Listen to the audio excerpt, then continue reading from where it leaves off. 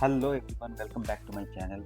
Today I have come up with one more interesting update in my Google Chrome extension, retrieve metadata and data from Salesforce. This version would be version 2.2.9.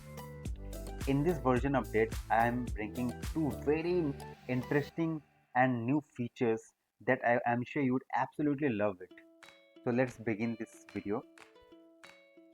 So the first feature that I am going to talk about is related to something related to the previous update 2.2.8, where I've introduced the in one of the feature which will stamp the execution time of each code block while analyzing the code execution flow in your transaction through your debug logs.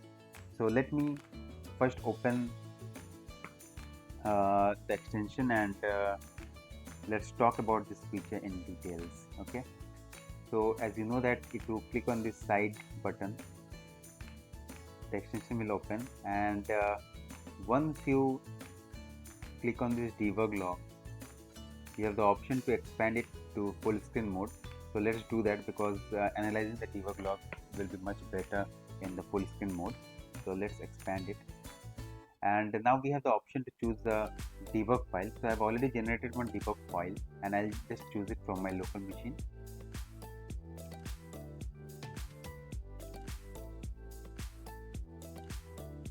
Okay, so it is processing the log. So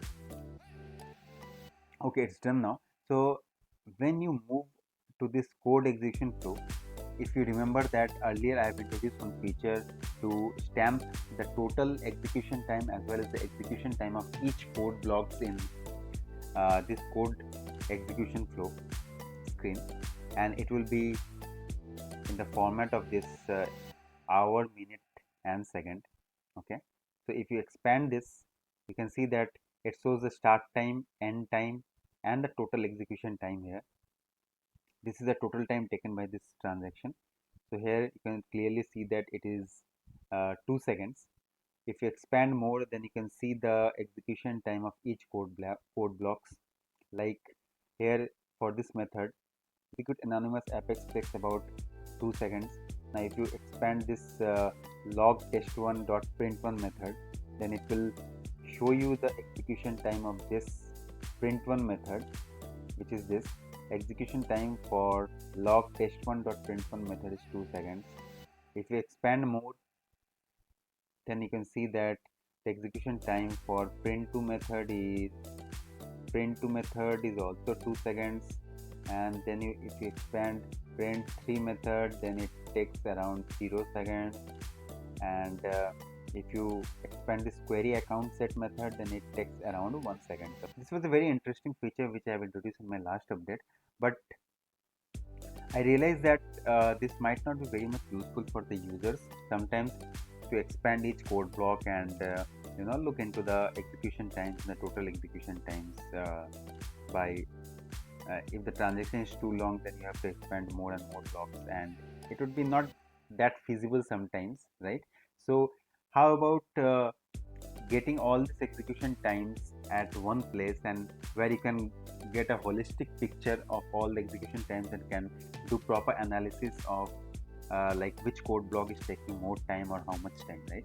So I have decided to introduce the more graphical representation of this execution times of each code block in my extension, where in this screen only. So what it will do is it present everything in a graphical mode, and you can just hover your mouse over each data points and can clearly see which code block is taking how much time, right? So this is the code execution flow thing, and here at the top you can see that there is an option of show and hide graph. So if you click on this button, it will show the graphical representation. I'll just show you, and again if you click on this button when the graph is open, it will hide the graph, right? So let me just open it. First let me collapse all this so it will be easy for me to view the graph, right? Let me open this, click on this button and open the graph. So let's hold on your breath. So yeah, this is the graph, and again if you click on this graph, it will just hide the graph, right? it is very much handy and easy to use, right? So whenever you want to see the total execution flow by expanding each sections, you can do that from here. And if you want to get a holistic picture of the execution times, then you can just simply click on that graph and it will show you the holistic picture of all the execution times of each code block in your transaction, right? So let's try to understand how it is doing that. So you can see that it has prepared the graph, right? So all these dots, blue dots are actually the data points here. And so the x-axis basically shows you the code block, right? And the y-axis shows you the execution time in seconds, right? So as I've seen in the earlier that code flow, that this log test2 classes query account method is taking around 1 second, right?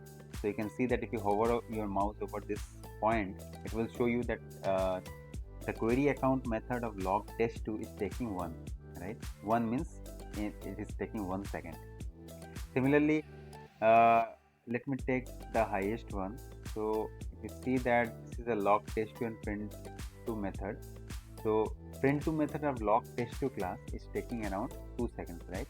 So this you can this is how you can analyze the graph and can get an idea of how much time your each code block is taking, and which code block is taking more time, so you can analyze further in your code and optimize it to reduce this execution times and all, right? So this is very much useful, I assume. And it gives you, since this gives you the holistic picture, you don't have to scroll through this code execution blocks and expand and collapse it every time, right?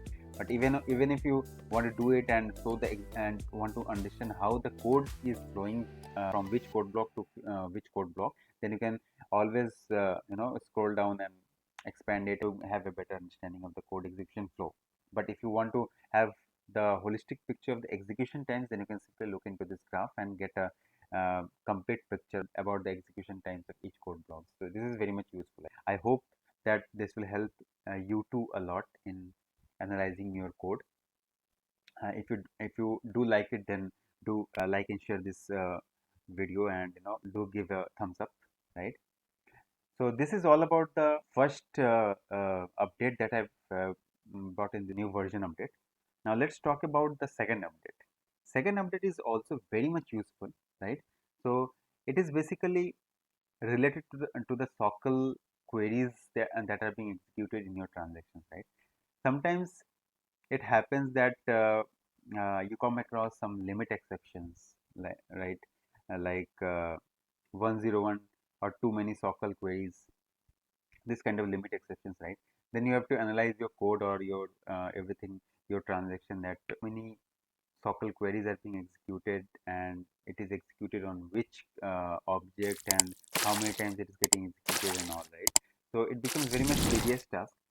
So I thought, why not introduce one more feature in this extension, which will help you a lot and which will ease your task of analyzing the SOQL queries in your transaction. And you can do that with just a click of a button, right? So it will be very useful for the people who are trying to analyze the SOQL queries being executed in any particular transaction.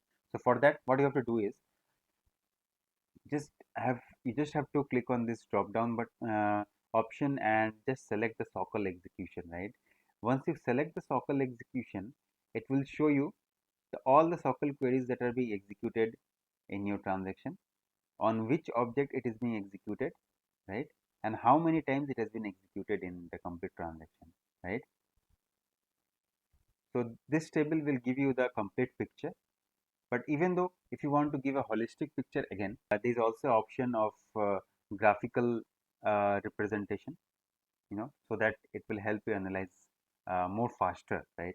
Because sometimes if the transaction is long, then there are multiple queries, or if the transaction is complex, then you have lots of queries being run in your transaction, and the table becomes long, right? So at that time, the graphical view will give you the holistic picture, and will be very much easy for you to understand what is the query being executed for more number of times. So with that, you can easily analyze the SOQL queries, and you can go back to your code and analyze the complete code, and do whatever optimization you have to do during as part of your analysis, right? Let me also show you the graph how it looks. So once I click, you can see that the graph is ready. It has plotted the graph with all the data points, right?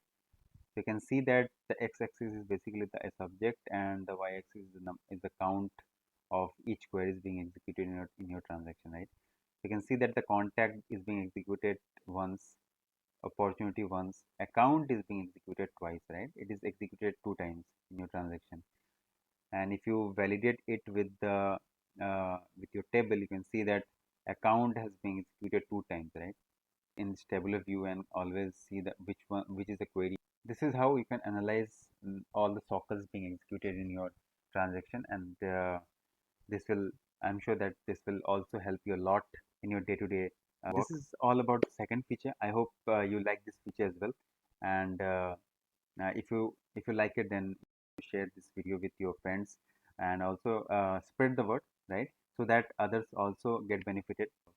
Do use this extension, and if you have any other ideas, or you want to bring on some new features, then do let me know in the comments below, or you can email me. I'll try to analyze those new requirements, and also would try to accommodate them in the future version updates as much as I can. For today, this is it, and I hope you like the video, and if you like it, then yeah, give it a thumbs up again. That's it. Yeah, thank you so much for watching the video, and I would see you in the next one. Thank you. Bye bye.